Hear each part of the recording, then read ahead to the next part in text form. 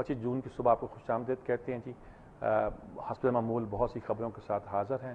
اب بغیر کسی وقفے کے، بغیر کسی تاخیر کے وقفہ لیتے ہیں، وقفے کے بعد دوبارہ حاضر ہوتے ہیں جی.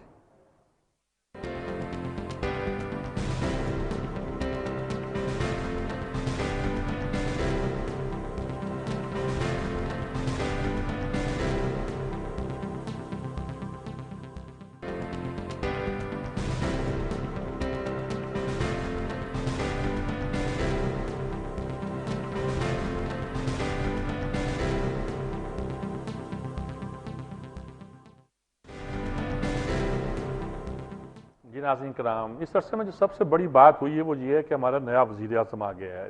یاد ہوگا جب ہم جمعے کو گفتگو کر رہے تھے تو اب یہ طے تھا کہ وزیر اعظم پہلی کی چھٹی ہو گئی ہے، سپریم کورٹ نے فارغ کر دیا ہے اور صدر نے اور پارٹی نے مان لیا ہے، تسلیم کر دیا ہے.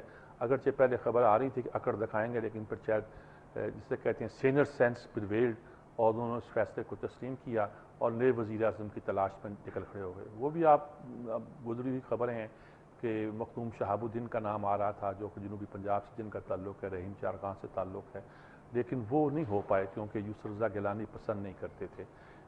ان کے بڑوں کا تو نہیں، حسن محمود کا جو ان کے خالو ہیں ان کا، اور مخدوم حمید الدین جو ان کے والد تھے، کہ بنتی نہیں تھی آپس میں. علاقائی سیاست ہوتی ہے نا جی، تو لگتی تھی.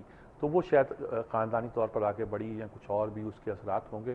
اس کو وزیر خزانہ بھی خارجہ بھی بنانا چاہتے تھے زرداری صاحب، جب شاہ محمود قریشی نے استعفیٰ دیا. شاہ محمود قریشی سے بھی نہیں بنتی تھی. 2 گدیاں ہیں نا ملتان میں، ایک سہروردی سلسلے کی عظیم ترین گدی حضرت بہاؤالدین ذکریہ ملتانی کی گدی، جو گویا سہروردی سلسلے کے ہندوستان میں بانی ہیں اور حضرت شہاب الدین سہروردی سے براہ راست بیعت ہیں.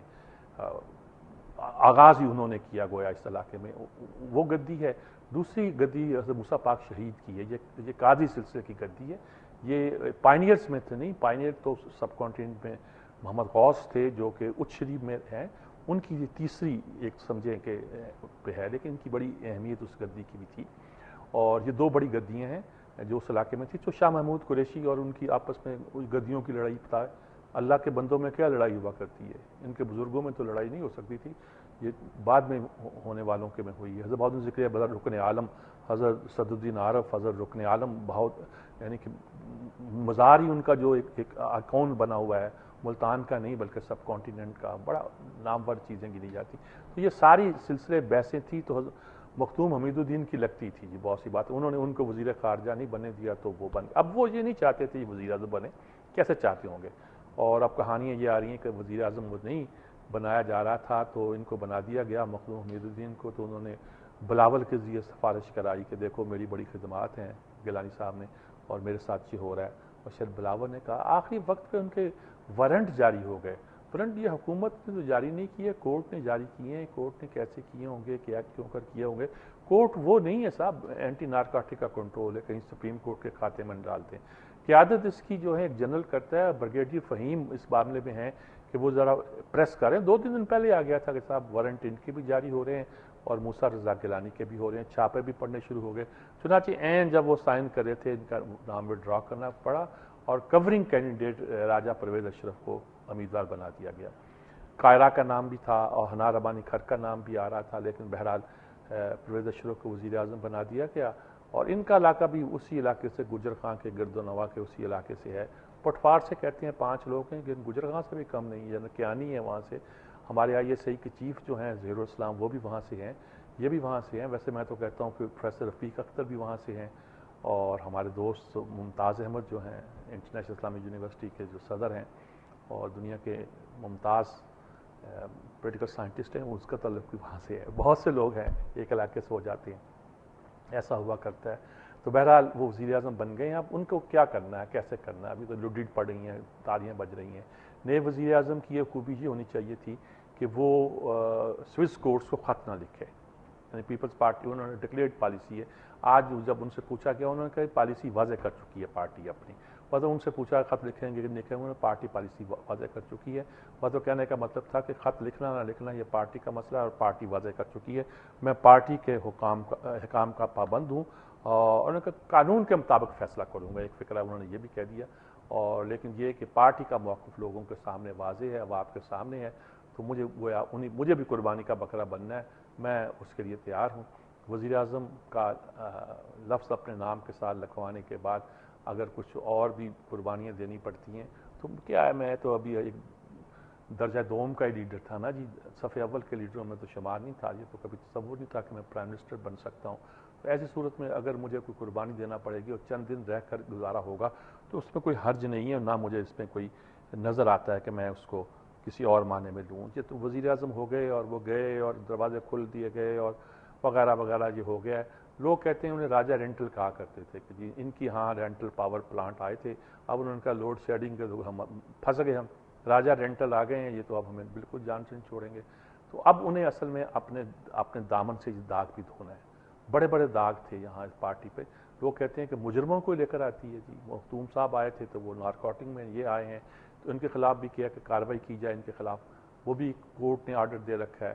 اب فی الحال کارروائی کہاں ہوگی، لیکن یہ ہے کہ یہ بھی ذمہ دار گنے جاتے ہیں رینٹل پاور میں جو سارے مسائل پیدا ہوئے ہیں اس کے سلسلے میں، اس کے حوالے سے۔ اچھا جی، اس کے بعد دوسرا بڑا مسئلہ جو بڑا ہی نازک مسئلہ تھا، بڑا ہی سینسٹیو اور حساس مسئلہ تھا، وہ یہ تھا کہ 16 اپریل سے کہ یہ 16 اپریل سے کورٹ نے کہا تھا جس دن ہم نے آرڈر دیا تھا اس کے بعد جو تھے یہ نااہل ہو گئے تھے اور وزیر اعظم نہیں رہے تھے۔ 26 اپریل جی، 26 اپریل ٹھیک ہے، مجھے صحیح یاد تھا، غلطی سے میں 16 کہہ رہا تھا۔ تو اور جب وہ فارغ گئے 19 جون، اس عرصے میں وہ وزیر اعظم نہیں رہے تھے۔ جب وزیر اعظم نہیں رہے تھے تو ایز وزیر اعظم جو انہوں نے کیا اس کا کیا بنے گا؟ ان کے کتنے اقدامات ہیں، انٹرنیشنل ہیں، نیشنل، وہ تو سیر ویر کرتے رہے ہیں، لندن بھی گئے ہیں، وہاں بھی وزیر اعظم سے مل کر آئے ہیں، باتیں کرتے ہوئے آئے ہیں، انٹرویو بھی دیے ہیں، انٹرویو خیر کوئی ایسی مسئلہ نہیں ہے، لیکن بہت سے اقدام ایز پرائم منسٹر انہوں نے کیے ہیں۔ تو صدر نے ایک آرڈیننس پاس کیا ہے جس میں ان کے ان تمام اقدامات کو تحفظ دیا گیا ہے کہ وہ تمام اقدامات لیگل گنے جائیں گے اور انہیں کسی عدالت میں چیلنج نہیں کیا جا سکے گا، یہ کیا ہے۔ اب مسئلہ یہ ہے کہ آپ کے لکھ دینے سے کہ عدالت میں چیلنج نہیں ہوگا، کیا یہ عدالت میں چیلنج نہیں ہوگا؟ بھئی دو ہی ادارے ہیں، آج یہ خبر بھی ہے، جو اس کو ایک طرح کی ایک تحفظ دے سکتے ہیں۔ صدر کا آرڈیننس بہرحال پیش ہونا ہے اسمبلی کے سامنے، اور جب تک اسمبلی پارلیمنٹ اسے کنڈون نہیں کرتی اس ایکٹ کو کنڈون نہیں کیا جا سکتا، اور وہ ہوگا۔ یعنی کہ اسٹیٹ کرافٹ کے لیے لازمی ہے کہ اگر ایک شخص کچھ عرصے کے لیے ڈی فیکٹو ہی صحیح ہمارا پرائم منسٹر رہا ہے تو اس کے اقدامات کو اگر وہ ڈیو جورو نہیں تھا، قانونی طور پر نہیں تھا، عملی طور پر بھی تھا، تو بھی اس کے اقدامات کو تحفظ دینا اسٹیٹ کی ریکوائرمنٹ ہے، ضرورت ہے، پارلیمنٹ کر دے گی، یا پھر عدلیہ کر سکتی ہے جو کہہ سکتی ہے کہ اس عرصے سے لے کر اس عرصے تک اقدامات کو ہم ایک قانونی جواز فراہم کرتے ہیں۔ کچھ لوگوں کا خیال ہے کہ یہ آرڈر آپ نے جلدی پاس کیا کیونکہ ہو سکتا ہے کہ جب عدالت کا فیصلہ آئے تو اس میں پہلے ہی تحفظ دے دیا گیا ہو۔ مکمل فیصلہ تو ابھی نہیں آیا نا جی، شارٹ آرڈر آیا، اور فیصلہ بھی وہ دیر سے نہیں آئے گا، جلدی آئے گا، دیر کی نہیں جا سکتی ویسے فیصلوں کے، اس کے آنے کے بعد معلوم ہوگا کہ اصل صورتحال کیا ہے۔ لیکن وہ فیصلہ آ جاتا تو شاید اس کی ضرورت پڑتی کہ نہ پڑتی، یہ بات کی بات ہے۔ ہو سکتا ہے اس میں انسٹرکشن ہوتی کہ آپ یوں کر لیں یا وہ کر لیں، کوئی طریقہ بھی بتا دیا جا سکتا تھا اور اس پر عمل ہو سکتا تھا۔ یہ دوسری خبر ہے، خبریں کچھ زیادہ نہیں، 3-4 ہی ہیں لیکن بہت ہی اہم خبریں ہیں، اور وہ ایک جیسے میں نے کہا نا جی، انہوں نے کہا اسپیس کورٹ کو خط لکھنا ہے، ایک ہی خبر اور ہے وہ ابھی آتا ہوں میں، تو انہوں نے کہا اسپیس کورٹ کو خط لکھنا ہے تو یہ تو پارٹی کا موقع پہ واضح، وہ نہیں لکھیں گے، سوچیں گے، سمجھیں گے، کریں گے۔ اور لیکن ایک خبر یہ بھی آئی ہے کہ کورٹ کا کمیشن اگر اپائنٹ کرتی ہے تو وہ بھی خط لکھ سکتی ہے سوئس عدالتوں کو۔ یہ بھی یعنی دو آپشن ہے، ایک تو یہ کہ جب انٹرم گورنمنٹ آئی تو اس کو ریزرویشن ہی ہوگی، وہ خط لکھ دے گی۔ یہ ڈر بھی ہے اس حکومت کو کہ الیکشن کے اناؤنس ہوتے ہی ایک انٹرم سیٹ اپ آئے گا اور انٹرم سیٹ اپ نے اگر خط لکھ دیا تو وہ خط لکھا ہوا گنا جائے گا۔ یہاں یہ بھی ہے کہ ایک جوڈیشل کمیشن جو ہے وہ بنا دیا جائے اور وہ جوڈیشل کمیشن جو ہے نا خط لکھ سکتا ہے۔ تیسری بات ایک اور بھی پیدا ہو گئی ہے، کل یہ خبر ایک ذریعے سے ایک ہی اخبار میں چھپی تھی کہ اس بات کو سوچا جا رہا ہے کہ جیسے کوئی کوریا میں ہے کہ چیف جسٹس کو ہٹانے کا طریقہ یہ اختیار کیا جائے کہ اس کی سینٹ میں پبلک ہیئرنگ کی جائے، یعنی کہ پبلک اوپنلی آئین میں ایک ترمیم کر دی جائے جس کے ساتھ یہ ہیئرنگ جو ہے پبلکلی کی جائے، آن ٹی وی پہ بھی دکھایا جائے، اچھی طرح ذلیل کیا جائے، اس کے بعد آپ سپریم کورٹ کے چیف جسٹس کو ہٹا سکتے ہو۔ عارضی طور پر اس کو تو آپ کچھ بھی کہہ لیجئے، لیکن پرماننٹ طور پر اس کو بات کو سمجھنا جنا ابھی ذرا مشکل دکھائی دیتا ہے جی۔ اور آخری خبر جس کا میں ذکر کرنا چاہ رہا ہوں وہ یہ ہے کہ سوئز کے علاوہ سارے 2 خبریں کے علاوہ تیسری خبر جو اہم ہے، پاکستان نے شامی صاحب سرخی لگانے میں تو بادشاہ ہے، رحم مصر میں تکبیر کی گونج، اقوام کے محمد مرسی صدر منتخب ہو گئے. یعنی کہ وہاں کئی دنوں سے چل رہا تھا کہ صدر الیکشن کون جیتا ہے، وہ احمد شفیق، وہ جو فوج کا امیدوار، وہ جو حسنی مبارک کا نائب وزیر اعظم رہا ہے، وہ منتخب ہو گیا ہے. یہاں اخوان کا امیدوار محمد مرسی منتخب ہو گیا ہے. ایک سیکولر لابی ہے، ایک دنیا کی لابی. اخوان کے خلاف جس طرح تلے ہوتے تھے وہ تلے ہوئے تھے. بہرحال کل فوج کو اعلان کرنا پڑا، فوج کو ہی میں کہوں گا جی، اعلان کرنا پڑا کہ محمد مرسی اخوان المسلمین کے منتخب ہو گئے ہیں اور اب وہ مصر کے صدر ہوں گے. یہ اعلان ہو گیا ہے. یہ بہت بڑی 84 سال، کتنے سال کی جدوجہد، یہ نئی بات کی سرخی، 84 سال کی جدوجہد رنگ لائی تھی. اخوان المسلمین کی اتنی پرانی جدوجہد ہے، جنہوں نے کتنے لوگوں کو مارا، کتنوں کو ارے بھائی سید قطب حسن البنا ان کے قائد تھے. یعنی وہاں کی جماعت اسلامی سنو برسر اقدار آ گئی جی.